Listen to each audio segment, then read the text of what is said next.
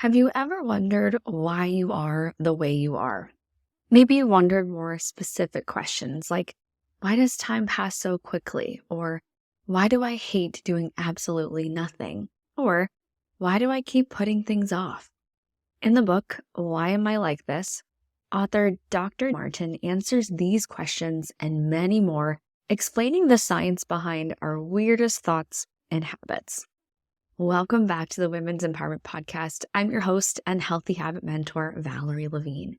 Today, I bring you another book report style episode sharing a very different book than the other ones I've shared on the show so far. You can find the link to the other book report episodes in the show notes page of this show, which is valerielevinelife.com/251, as well as in the caption of this video. The book, Why Am I Like This? The Science Behind Your Weirdest Thoughts and Habits, is quite different from the other books that I've shared on the show because this one is a little over 100 pages, it's colorfully illustrated, and it only has 2 chapters or 2 parts, which answer some of our strangest questions in only a few pages each. It's one of those books that you usually find in a bathroom. Do people still put books in their bathrooms? Or waiting rooms, or somewhere where you can read little tidbits and pieces really quickly.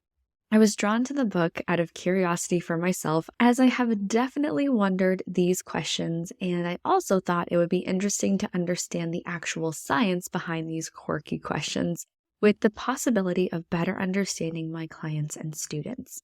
As a healthy habit mentor, I help women who are making an impact live a life by design, not by default. I do this through the incredible tool of healthy habits, and part of being able to support others is understanding topics like behavioral science and neuroscience, and so much more.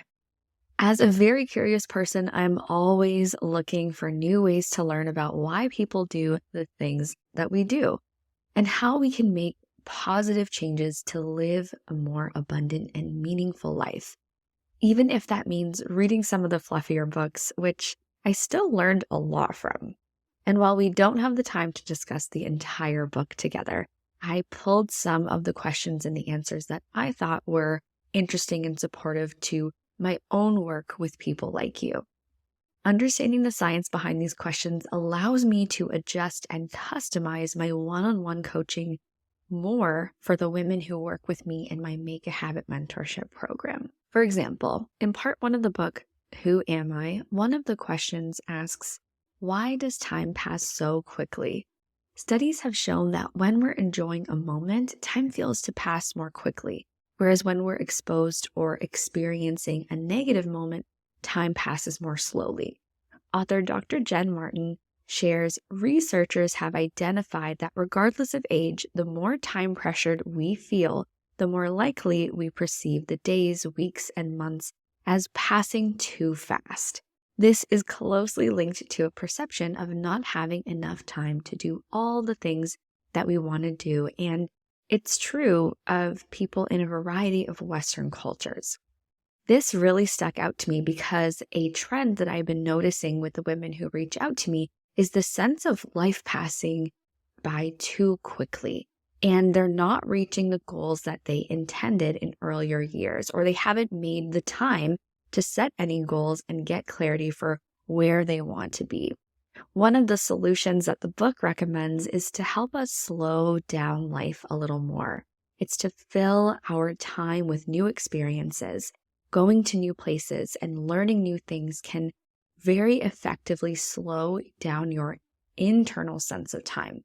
Anything that takes you out of your normal routine and introduces you to some novelty of your day. If you're a new listener to the show, you might be wondering why a healthy habit mentor would encourage people to get out of a routine. But that's actually a really big part of what I do. One of the reasons why we're in the position of life that we're in at this very moment is because of the choices and the habits that we've continued to make over a longer period of time. And if you want change, you have to change. And it doesn't have to be with this wild or dramatic experience. It can be through small changes and experiences. In my personal life, I recently learned about alphabet dates. It's where you go through the letters of the alphabet and you go on dates with your partner or your friends. And the activities or the places you go have to start with that specific letter of the alphabet. For example, the A date could be to visit an art gallery or perhaps an arcade. My partner and I moved to a new neighborhood this summer and we wanted to explore new places, so we thought of doing the alphabet dates locally to learn more about our new stomping grounds. Truthfully, we've only done the A date so far, but it was really cool and we had completely new experiences visiting the art gallery in the city. We also saw an antique store and a delicious sandwich spot called Artie's. And I'm not sure if I would have even thought about going to those places if we didn't have this alphabet date kind of thing in mind. And if we did end up going to those places, it probably would have taken us a lot longer to get there. It felt really fun and spontaneous to do it this way. So what's something new that you can try or add into your day, even if it's the simplest of actions, like changing the hand you brush your teeth with?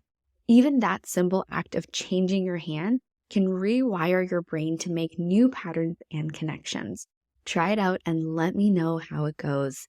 You can share it with me in the comments of this video or on Instagram. Find me at Val Levine Life. Another quirky question I wanted to include today was, why does silence calm me? This is because a lot of people want to start a meditation or a mindfulness practice, and I absolutely encourage this. There are so many benefits to meditation and mindfulness, and Western science is finally giving these practices the accolades and attention that they deserve. Benefits of meditation and mindfulness include physical benefits like lowered blood pressure, improving sleep, as well as mental benefits like reducing anxiety and depression, and so much more. Dr. Martin shares that sound vibrates in the bones of our ears, which get converted into electrical signals into our brain. Our brains respond to these signals, often resulting in the release of stress hormones like cortisol. If I notice you attending our virtual one-on-one coaching call with a lot of stress or feeling very high stress, I take that as an opportunity for us to begin our session with a guided meditation led by myself, or perhaps a few deep breaths that we can center together. I will often do this knowing that the coaching call was scheduled after work or meetings or after picking up or dropping off the kids at school. It's an opportunity for us to really ground ourselves into the present moment and to get the most out of our session together, giving us more space for the magic to happen. Just as I mentioned in the book, this moment of silence allows us to connect with ourselves and replenishes our inner reserves. On the completely opposite side of things, many of us wonder, why do I hate doing absolutely nothing? This has been a conversation I've had with a lot of clients and friends as of late. In the book, Dr. Martin shares different studies of people who were asked to sit in a room for about 6 to 15 minutes and do nothing. The outcome of these studies showed that people generally disliked the experience, and some people would rather have a negative experience doing something unpleasant than nothing at all. While there isn't firm evidence to this, and in my opinion, the studies that were shared in this book weren't done with an exceptionally large group of people and not in different areas of the world, there was mention in the book that theory could be that our brains were made to interact with the world, and whether it's distraction or an unpleasant experience or something else, we need something to interact with versus just sitting and being with our thoughts. Since I come from a background of yoga, meditation, and breathwork and mindfulness, I have had many experiences sitting and doing nothing, if you will, including attending silent meditation retreats.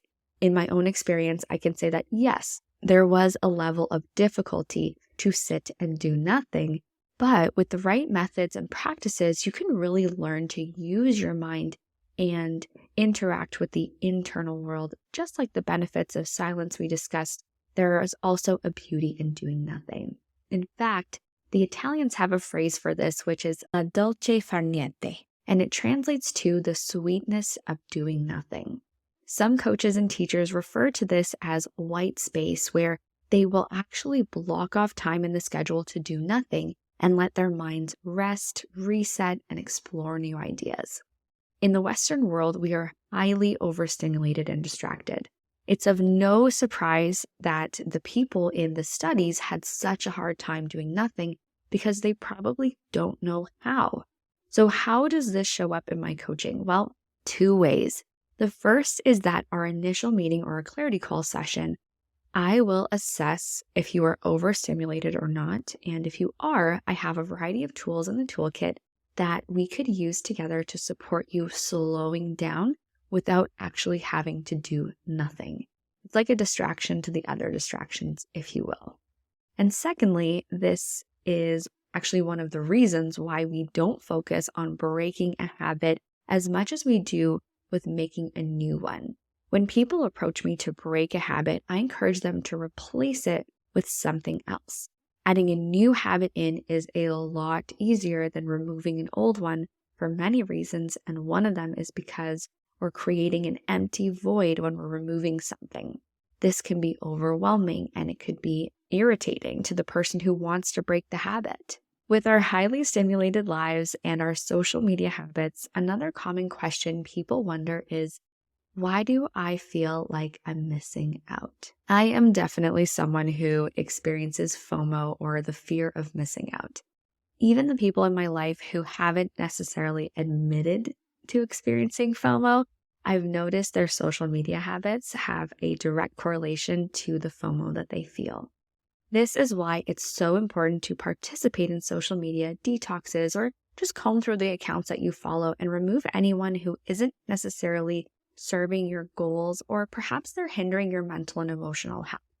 While social media may be a definite reason to feel FOMO, it is not a new concept or feeling to experience missing out, but it can make it more frequent and intense. For this reason, it's important to remember that most of what we see online is very curated. It's very much the highlight reel.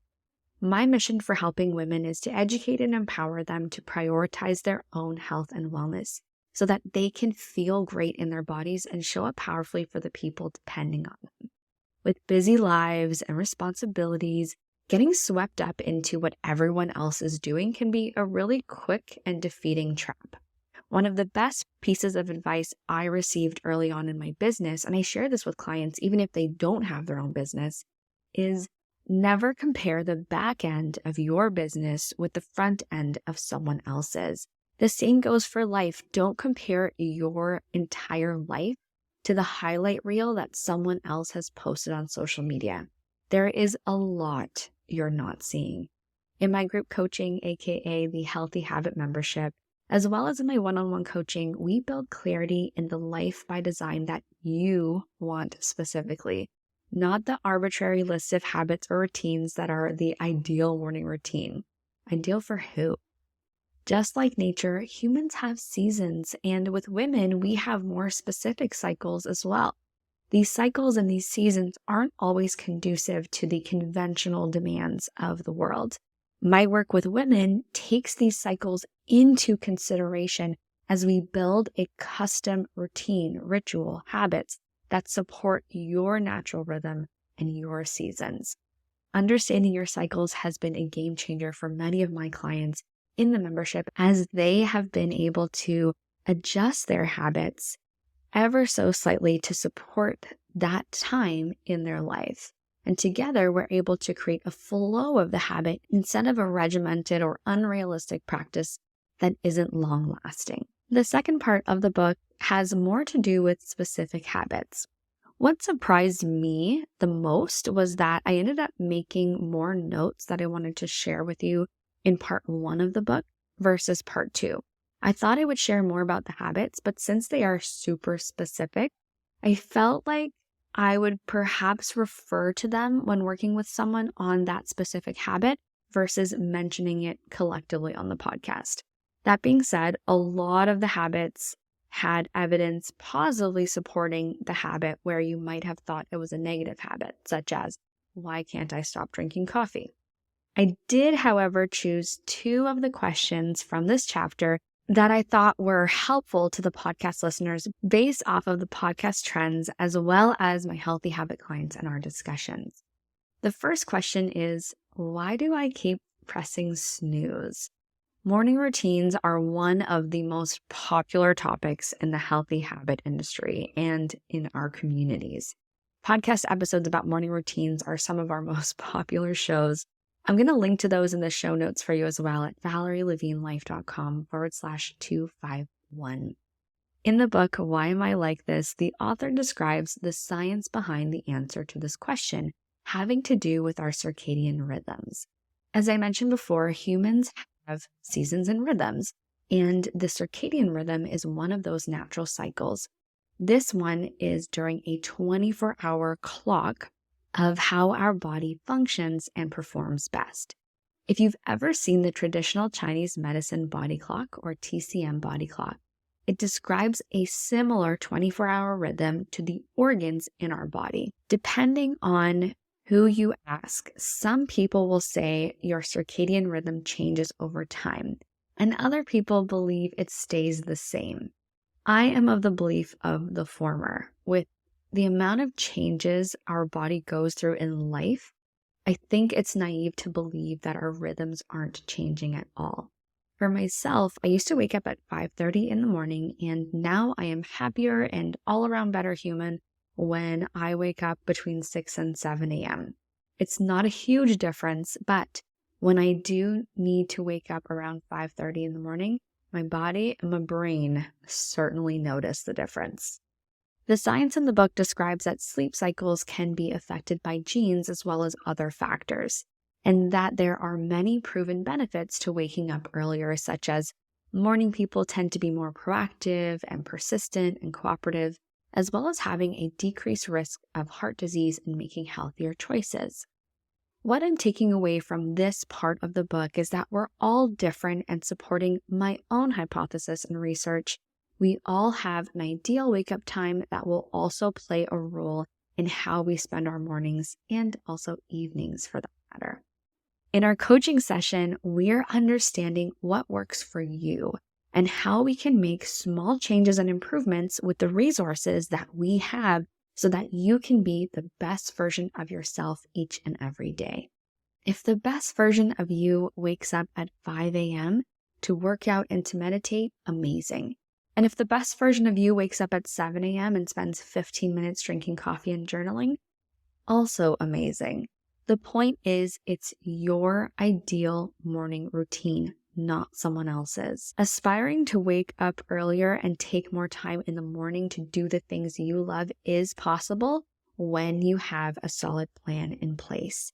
And that's where I come in, to help you build a supportive plan that brings you to where you want to be. Another trend I've noticed through my coaching work is the way that we procrastinate a lot of the time.